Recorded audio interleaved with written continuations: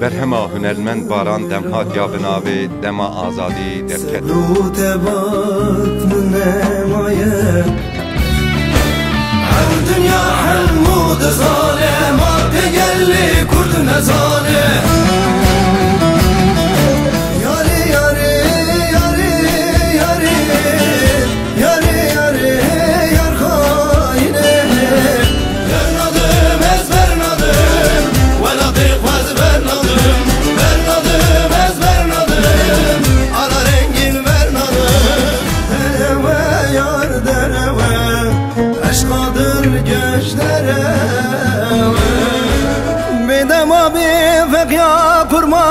Berhama Baran Demhat ve etiketa AYDIN MÜZİKê li hemû müzik marketan.